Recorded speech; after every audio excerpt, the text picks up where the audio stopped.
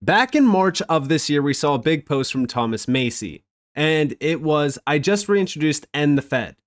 Title, Federal Reserve Board Abolition Act, HR 1846. What this included was exactly what it states: ending the Fed. Americans would be better off if the Federal Reserve did not exist. The Fed devalues our currency by monetizing the debt, causing inflation. I bring this post up because if you guys do remember going all the way back to 2020, 2021, even prior to that, the biggest thing that we talked about with Ripple and even XRP was at some point in time, there not needing to be a Federal Reserve. Because again, if we're thinking about blockchain technology, if we're thinking about the way that this, technology will change the way that money moves around the world, what would be the point of the Fed? Now, do I think that the Federal Reserve is going to completely disappear? Do I think that the Fed is going to, get completely replaced? Not exactly. However, I do think that the Federal Reserve's position in the financial system will soon change in a drastic way. And they will no longer hold that high standard that they have currently, where they are a crucial piece of the system. I bring all of this up because of this.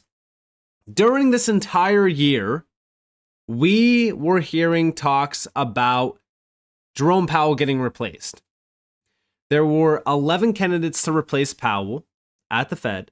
We do have all of the names. Now, this was a big talking subject.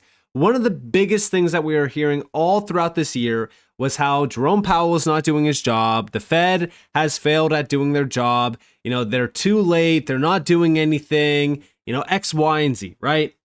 And if we're thinking about this, right, if the Fed is doing a horrible job, if the Fed, ever since its inception, has completely killed the US dollar in terms of purchasing power, what is the point of the Fed? If they're not doing their job properly, if they're killing the dollar, wouldn't that mean that they are failing to do their job? They're doing a horrible job, unless this has always been the intended value coming from the Fed. Killing the dollar, devaluing the dollar, making sure that we have inflation to steal people's money. This could definitely be the focus. However, I don't believe that it was. This has been going on for almost over 100 years. Now, if we are thinking about this, let's go over here to this post from Smokedog, which did highlight a few things around the Fed. The Federal Reserve's David Endofato confirmed that clearing and settlement at the Fed can be delegated to a third-party player like Ripple. This explains Ripple's pursuit of a Fed master account to directly settle central bank money using XRP. Listen closely. Now listen closely to this video clip. That is, people say, how can you trust, the Fed to do the bookkeeping? Like I said, my response is, well, you don't expect the Fed to kind of steal your money. If the Fed can print all the money at once, it's not going to mess around with your bookkeeping. So, we have this big spreadsheet, the blockchain if you want, but it's just managed by the Fed, and it's very cheap, much cheaper than Bitcoin, if you're willing to delegate the responsibility to a third party. But then the downsides to all of that, of course, is you'd actually, suppose you didn't want the Fed to be responsible for processing the payments. Suppose, the Fed will likely impose some KYC restrictions on some purchases. They might not process some purchases that you might want to undertake. And so it was at that point that I said, well, we could, if we wanted to, extend the concept one step further. I'm not saying that this is ever going to happen, but just conceptually, you could imagine not FedWire for all, but kind of like a Fed coin, where what the Fed would do is actually just issue these, Bitcoin-like objects, but and they would enforce a par exchange rate with the U.S. dollar. That would eliminate the exchange rate volatility. But they could delegate the clearing of these payments to some third party, some sort of Ripple-like protocol, or possibly even Bitcoin. We could delegate the responsibility of processing these electronic, Fedcoin payments to the miners. And the idea there would be, And yeah, I mean, listen, if we're thinking about this logically, I mean, with stablecoins booming the way that they have been, with everything happening around crypto this year as well, these things are now starting to make a lot of sense. These things are now starting to have a real argument behind them. And I do think that we need to really put a lot of value behind certain ideas like this, because I know that a lot of people will say that they don't believe that this is ever going to happen. They don't see it happening ever. But if we go back just a couple years ago, if we were to talk about some of these things happening now, big banks jumping into the stablecoin boom, big banks telling us about how big tokenization will be, BNY Mellon, for an example, being the main custodian of RLUSD. Like, these things are insane. A few years ago, if I said that these things would have happened, people would have been like, dude, you're crazy. Well, yeah, now things are starting to align perfectly with those same thoughts that we had years ago, where we were talking about big banks jumping into crypto, big banks adopting crypto, stablecoins being massive. All of these things are happening in a huge way. Now, on top of that, when it comes to the Fed, I do think that the Fed will have to, at some point in time, tap into crypto in a huge way. And it kind of feels as if we're already starting to see that. I mean, you got to think about it like this, right? Fed Now is that new infrastructure that's in place that allows third-party players to get tapped into for instant payment services. This will completely change the way that money moves in the US-based financial system. Now, again, the main goal of this service was to tap into those third-party players. Now, if we're thinking about that, we go over here to this video clip. And this is from Subjective Views. As blockchain technology matures, enabling secure, real-time, and transparent financial infrastructure, the Fed could transition to a leaner role rather than hands-on monetary policy interventions like daily rate adjustments. Check this out. Could you tell us a little more about the bill that you introduced, and about the Federal Reserve, what you think about the Federal Reserve? Well, he was prophetic. I mean, the US dollar has lost 97% of its value since the Fed was created. And they play central planner with our economy. Interest rates should be set by the market, by the private market. And we shouldn't have, what's funny is they say that the Federal Reserve is independent of the executive branch and the legislative branch. Well, nothing could be further from the truth. The Federal Reserve and the Treasury work hand in hand, like in lockstep, every minute of the day, arranging to finance our debt and things like that. And in fact, the people that run the Fed are oftentimes people who worked at Treasury or worked in the banking world. And it's a revolving door. Sometimes people go all the way through the door twice. They'll go from the Fed to the Treasury to private banking, back to the Fed and back to Treasury. So it's not at all independent. And what they do is they contrive what they think our interest rates should be, and they help monetize our debt. They loan money to banks, and then banks loan money to the United States Treasury. And it almost would be better if we just printed the money without these intermediaries if we were going to devalue our dollar. And at least you would have somebody you could throttle at the election, at the ballot box, for devaluing the currency. But here it's all through a shell game that it happens. And so we need to end the Federal Reserve. What's interesting, though, Mario, is their power is waning right now because they've played with the currency too much. I think it's funny that we blame China oftentimes here in the United States for manipulating their currency, while we do it every day, obviously. But what's happened is, as I said before, foreign government wealth funds are more reluctant to finance our debt, and so the interest rates have gone up. Our president has urged the Federal Reserve to lower their interest rate that they loan to banks. The problem is their control lever to the interest rates and the economy in general is connected with a rubber band. It's not a tight linkage.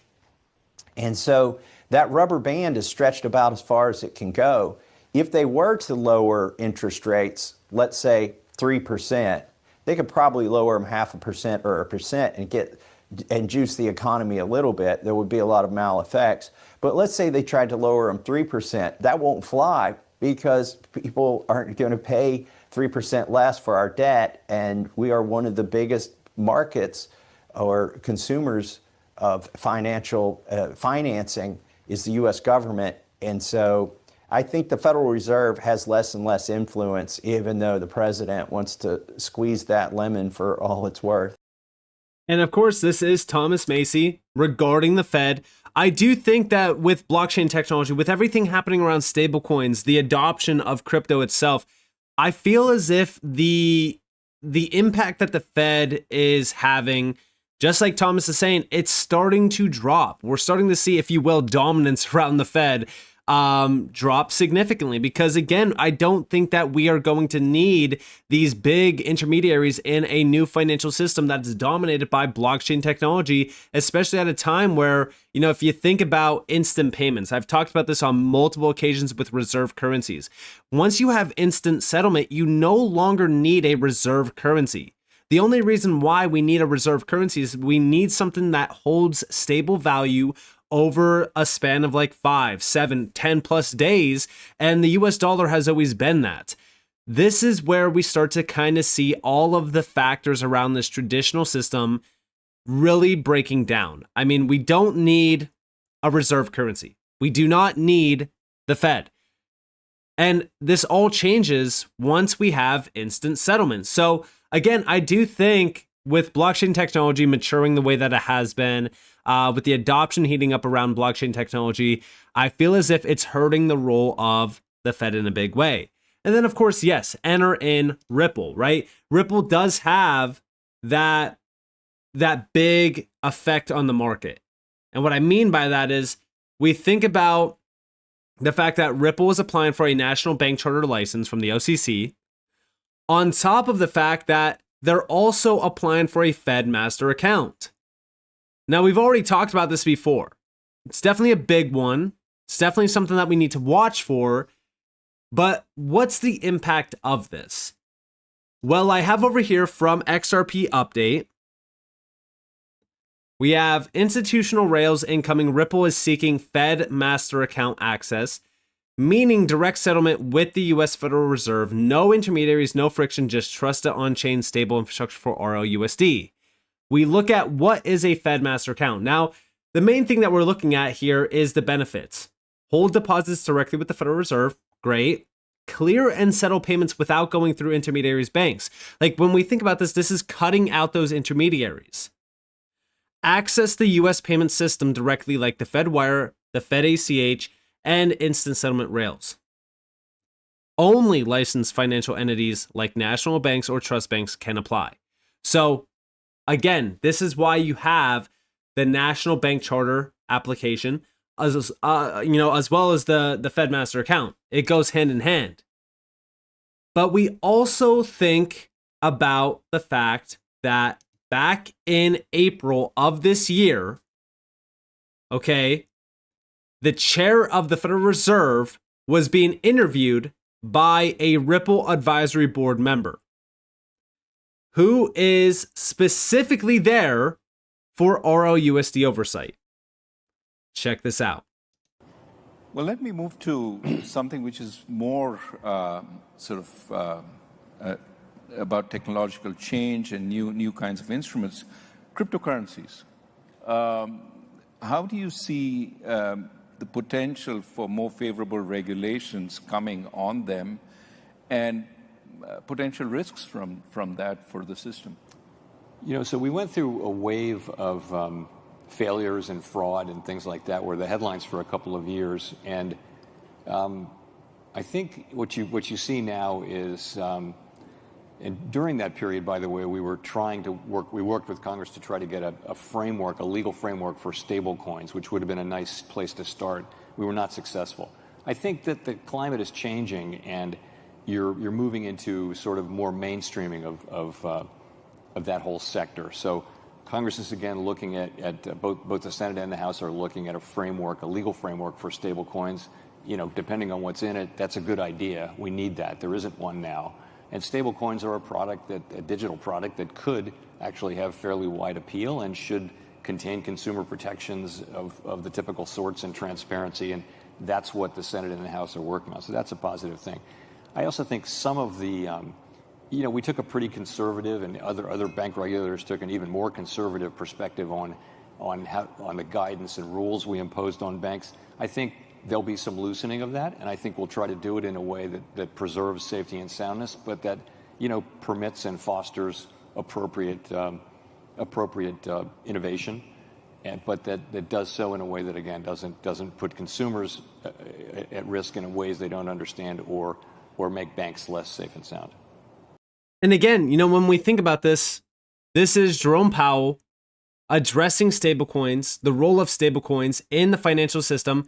And this is an individual that is also the advisory board member having this discussion with Jerome Powell. This is why when we think about Ripple, it's not just it's just another blockchain-based company.